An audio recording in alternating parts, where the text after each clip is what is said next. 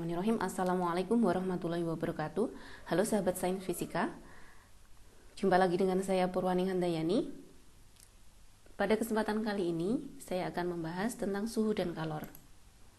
Tentunya sudah tidak asing bagi kita ya, apa itu suhu. Apalagi akhir-akhir ini kita sering mendengar kata-kata pengecekan suhu badan. Nah, mari kita simak. Suhu atau temperatur merupakan besaran fisika yang hanya dapat dirasakan dan tidak dapat dilihat. Contohnya, kita menyentuh es, maka kita hanya bisa merasakan, oh es itu dingin, tetapi tidak bisa melihat dinginnya es. Atau bisa juga kita menyentuh air panas. Wah, ini airnya panas, tetapi kita tidak bisa melihat bahwa itu panas. Nah, suhu adalah derajat panas suatu benda. Biar tahu berapa derajat panasnya, maka kita harus melakukan pengukuran. Nah, alat ukur suhu ini dinamakan dengan termometer. Termometer menggunakan sifat pemuaian zat. Cairan pengisi termometer dapat berupa air raksa atau Hg yang mudah memuai, pemuainya teratur, mengkilap, dan tidak membasahi dinding. Dapat juga berupa alkohol. Ini adalah gambar contoh dari termometer ya. Yang sering kita lihat adalah ini, termometer gun atau termogun. Ini bisa mengukur suhu benda tanpa menyentuh bendanya. Sekarang ada macam skala termometer. Yang kita kenal ada 4, Celsius, Fahrenheit, Kelvin, dan Reaumur.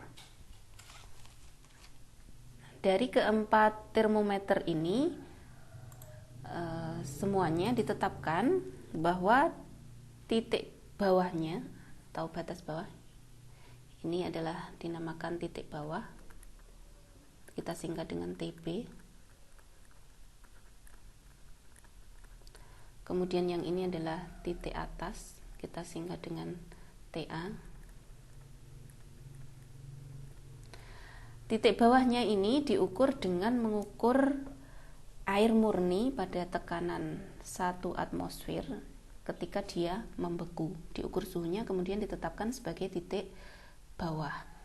Kemudian yang ini titik atas biasanya ditetapkan dengan mengukur suhu air yang sedang mendidih. Ditetapkan sebagai titik atas.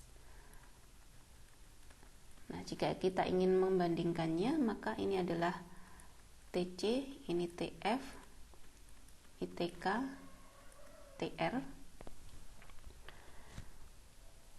Kita bisa mencari perbandingan dari masing-masing ini, yaitu yang sini TC min 0, kita tuliskan TC gitu saja, dan yang ini adalah TF min 32 banding yang ini adalah TK min 273, yang sini adalah TR min 0 atau kita tuliskan TR gitu saja ya. Nah, seberapa perbandingannya? Perbandingannya sama dengan skalanya. Skala itu berarti titik atas dikurangi titik bawah. Yang atas untuk Celsius adalah 100, bawahnya adalah 0 dibanding dengan yang Fahrenheit 212 dikurangi 32 dibanding dengan Kelvin 373 dikurangi 273, sedangkan Reaumur adalah 80 dikurangi 0. Ini adalah 100, 180, yang ini adalah 100 juga, ini 80. Jika kita membaginya dengan 20, maka kita peroleh 5, 9 banding 5 banding 4. Nah, jika kita ingin mengkonversi atau mengubah misalkan dari Fahrenheit ke Celsius atau Celsius ke Fahrenheit, maka kita tinggal menuliskan perbandingannya ini. TC banding TF min 32 itu sama dengan, kita lihat perbandingannya itu 5 banding 9. Ini bisa perkalian silang ya. 9 TC sama dengan 5 TF min 32, atau TC sama dengan 5 per 9 TF min 32. Ini adalah rumus untuk mencari suhu pada skala Celcius dari Fahrenheit ya. Atau secara umum konversi suhu itu bisa kita lakukan dengan seperti ini. Misalkan kita punya 2 termometer, yang ini termometer X, yang ini Y, maka yang mau kita konversikan adalah TX dan TY. Ini adalah titik bawahnya, kita sebut dengan TB, yang atas kita sebut dengan TA. Maka jika kita mau konversi, kita bisa melakukan menggunakan persamaan ini. Jadi yang mau kita konversi itu TX ya, dikurangi titik bawahnya, berarti TBX, dibagi dengan skala punyanya si X, yaitu skala itu adalah titik atas dikurangi titik bawah. Yang Y juga seperti itu, jadi TY min titik bawahnya Y dibagi dengan titik atas Y dikurangi titik bawah Y.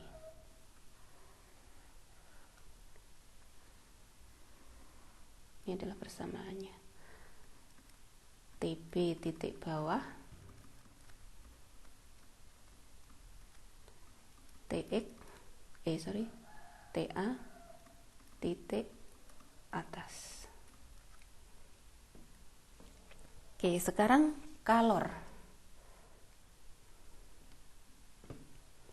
Kalor disebut juga panas, yaitu suatu bentuk energi yang dapat berpindah karena perbedaan suhu. Makin besar kalor berarti benda makin tinggi suhunya. Kemudian jumlah kalor yang diserap sebanding dengan massa dan perubahan suhu pada benda.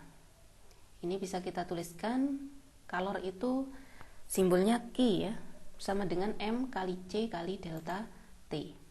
Di mana Q adalah kalor, satuannya bisa joule atau bisa kalori, kemudian M adalah massa benda, satuannya kilogram, sedangkan C adalah kalor jenis benda. Delta T adalah perubahan suhu, bisa derajat Celcius. Nah, di sini ada kalor jenis.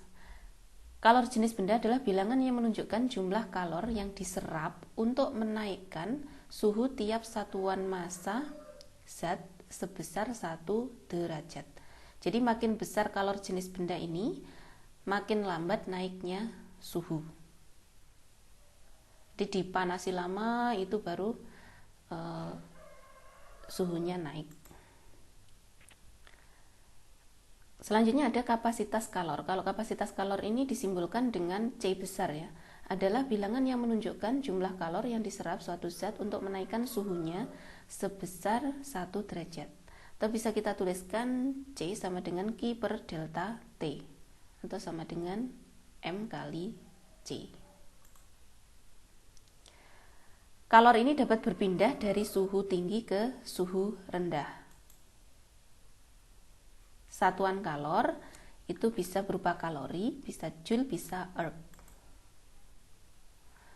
Nah, yang dinamakan 1 kalori adalah panas yang diperlukan untuk menaikkan suhu 1 gram air murni sebesar 1 derajat Celcius. Selanjutnya ada pengaruh kalor pada benda. Yang pertama, kalor dapat menyebabkan perubahan suhu. Kalau terjadi perubahan suhu, wujudnya tetap ya. Selanjutnya, kalor dapat menyebabkan perubahan wujud. Kalau berubah wujud, suhunya yang tetap. Kalor juga dapat menyebabkan pemuaian atau perubahan bentuk ya. Pemuaian panjang, luas, volume. Nah, yang pertama kita bahas dari pengaruh kalor ini adalah kalor dan perubahan suhu. Kalor bisa dipakai untuk menaikkan suhu benda. Nah, kenaikan suhu ini sebanding dengan besarnya kalor yang diterima. Makin besar kalornya, berarti perubahan suhunya juga semakin besar. Pada keadaan ini wujud benda tetap. Nah, selanjutnya kalor dan wujud benda. Kalor dapat mengubah wujud benda itu pada suhu tetap. Kalor yang diterima benda yang tidak digunakan untuk menaikkan suhu. Jadi biasanya ya, kalor yang diterima benda itu dipakai untuk menaikkan suhu. Tapi pada keadaan tertentu ini dia tidak dipakai untuk menaikkan suhu, tetapi untuk mengubah wujud benda. Nah, ini dinamakan dengan kalor laten. Perubahan wujud benda contohnya ini sudah sering kalian pelajari sejak SD ya. Misalkan yang satu ini adalah wujud zat padat, partikelnya tersusun rapat dan teratur. Kemudian yang cair ini agak renggang, yang gas ini tidak teratur dan sangat renggang. Nah, kalau terjadi perubahan wujud dari padat ke cair, namanya mencair ya. Ini dia membutuhkan kalor. Di benda padat dipanasi biar bisa cair ya. Kemudian yang nomor 2 ini sebaliknya, cair menjadi padat. Yang sering kita contohkan air ke es batu ya. Biar jadi es batu maka dia harus melepaskan kalor. Nah, selanjutnya ada kalor dan pemuaian. Kalor yang diberikan pada benda dapat digunakan untuk memuai. Nah, pemuaian pada benda ini bisa terjadi pada benda padat. Kalau pada benda padat itu ada pemuaian panjang, pemuaian luas, dan pemuaian volume. Benda kedua adalah cair. Kalau pada cairan itu hanya muai volume. Pada benda gas itu juga volume. Nah, ini dibahas khusus pada bab selanjutnya. Pemuaian benda ini tergantung pada koefisien muainya atau yang tadi alfa ya. Nah, yang pertama kita bahas itu pemuaian panjang. Pemuaian panjang ini terjadi pada benda satu dimensi. Contohnya ini, pada rel kereta api itu biasanya sambungannya tidak direkatkan erat ya, tidak benar-benar nempel. Kenapa? Karena jika panas maka rel ini akan memuai. Nah, jadi diberi gang, diberi celah agar nanti kalau memuai dia bisa lurus. Kalau langsung dipasang rapat maka ini nanti ketika memuai dia akan jepat ya. Bahasa Jawanya jepat. Nah, pada pemuaian panjang ini berarti benda yang memiliki dimensi panjang saja, misalkan ini, dia panjang mula-mula adalah L0. Kemudian ketika dipanaskan, dia akan mengalami pertambahan panjang sebesar delta L. Panjang akhirnya adalah LT. Nah, dari ini bisa kita tahu bahwa LT, panjang akhir, ini adalah panjang mula-mula ditambah dengan perubahan panjangnya. Nah, perubahan panjang sendiri ini pada benda itu bisa berbeda-beda. Pada masing-masing benda itu berbeda, tergantung pada koefisien muai panjang atau alfa. Jadi delta L perubahan panjang itu tergantung pada panjang mula-mula, kemudian pada koefisien panjangnya, dan tergantung pada perubahan suhu. Atau bisa kita tuliskan bahwa LT-nya sama dengan L0 ditambah L0 kali alfa kali delta T. Atau bisa juga kita tuliskan seperti ini. L0 ini dikeluarkan jadi 1 ditambah alfa kali delta T.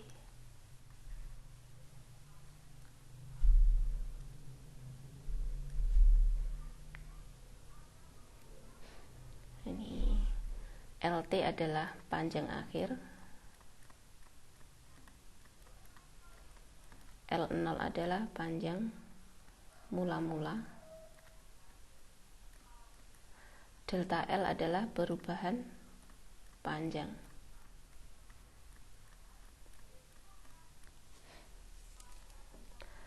Alfa adalah koefisien muai panjang. Nah, ini biasanya sangat kecil ya. Jadi sebagai contoh itu kita punya koefisien, misal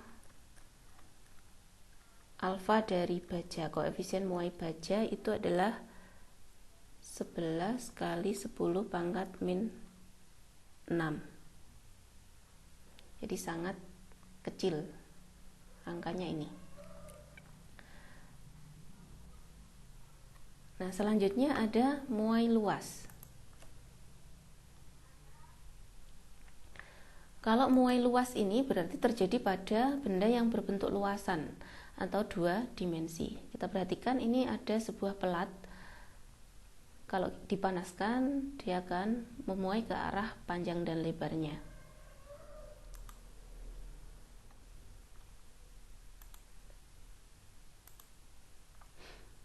Nah, muai luas, kita tahu kan luas. Nah, jadi luas mula-mula misalkan ini. Luas itu A ya.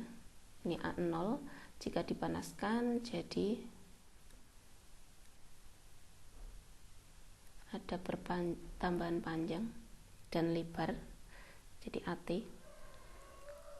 Nah, pertambahannya adalah selisihnya ini adalah delta A.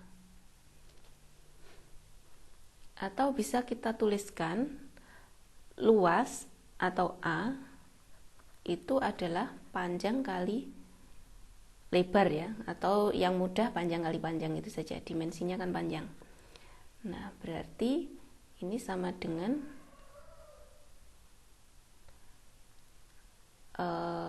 panjang akhir dikalikan panjang akhir.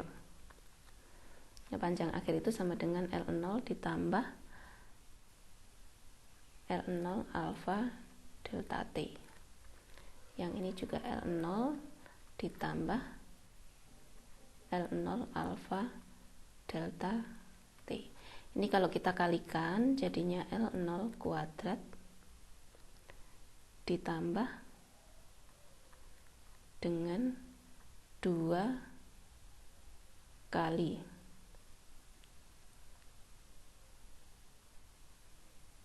R0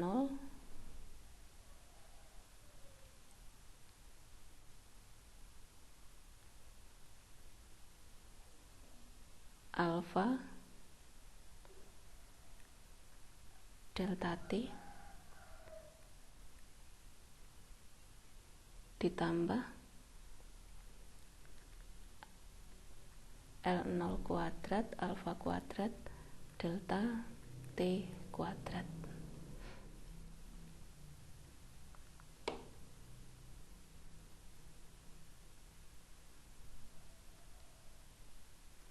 Nah, catatan sini ya.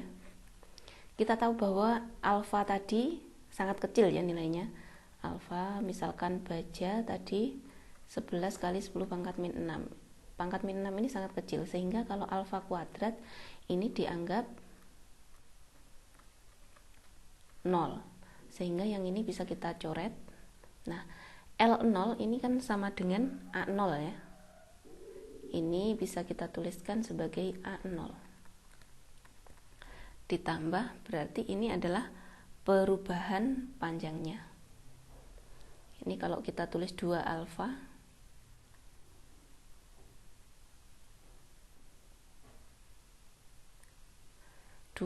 ini sebagai koefisien.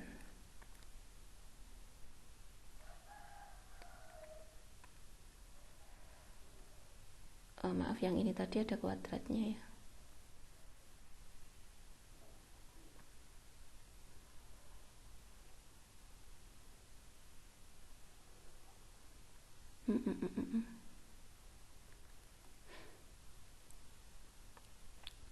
Jadi di sini 2 alfa L0 kuadrat adalah sama dengan A0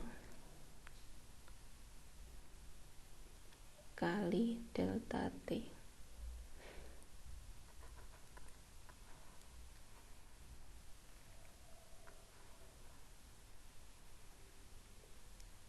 Jadi 2 alfanya kita tulis sebagai beta. Ini adalah koefisien muai luas. Sedangkan untuk muai volume, misalkan benda yang punya volume atau 3 dimensi, ini kita panaskan. Nah, contohnya seperti ini. Muai volume ini bisa terjadi pada benda padat dan cair dan gas ya. Tapi ini yang saya jelaskan yang padat dan cair. Ini contohnya. Nah, contoh yang kedua ini air dimasukkan ke dalam wadah terus dipanasi. Kenapa airnya tumpah? Nah, biasanya pemuaian zat cair ini lebih besar daripada zat padat sehingga dia tumpah. Jadi sebenarnya gasnya memuai, zat cairnya juga memuai. Nah, untuk muai volume ini langsung saja ya ke rumus akhir, yaitu VT itu sama dengan V mula-mula ditambah dengan perubahan volume. Nah, perubahan volumenya ini tergantung pada koefisien muai volume, kemudian pada V0 dan delta T, atau bisa kita tuliskan sama dengan V0 1 plus gamma delta T. Mau pakai persamaan yang mana terserah, tergantung yang diketahui. Dengan gamma adalah koefisien muai volume. Ini besarnya sama dengan 3 kali koefisien muai panjang. Nah, selanjutnya adalah kesetimbangan suhu atau kesetimbangan termal. Misal kita sering ya minum teh, nah tehnya kepanasan, maka dikasih es batu. Nah, kenapa? Biar cepat dingin. Nah, contohnya ini. Misal 2 benda berbeda suhu disentuhkan, maka benda bersuhu tinggi melepas kalor sehingga mengalami penurunan suhu. Jadi ada yang suhu tinggi, kita gambarkan dengan merah, yang suhu rendah dengan biru. Kemudian benda bersuhu rendah menerima kalor sehingga mengalami kenaikan suhu. Yang ini merah suhunya turun, yang suhu rendah mengalami kenaikan suhu. Nah, kalor yang dilepaskan benda bersuhu tinggi sama dengan kalor yang diterima benda bersuhu rendah. Akhirnya yang satu melepas, yang satu menerima, terjadi serah terima kalor, akhirnya terjadi kesetimbangan suhu atau kesetimbangan termal. Secara matematis ini fenomena ini dikenal sebagai asas Black. Nah, secara matematisnya bisa ditulis Q lepas sama dengan Q terima. Nanti dilihat kasusnya, yang melepas siapa, yang menerima siapa. Tapi yang jelas yang melepas adalah benda yang bersuhu tinggi, sedangkan yang menerima kalor adalah benda yang bersuhu rendah. Oke, demikian penjelasan saya tentang suhu dan kalor. Terima kasih atas perhatiannya. Saya akhiri. Assalamualaikum warahmatullahi wabarakatuh.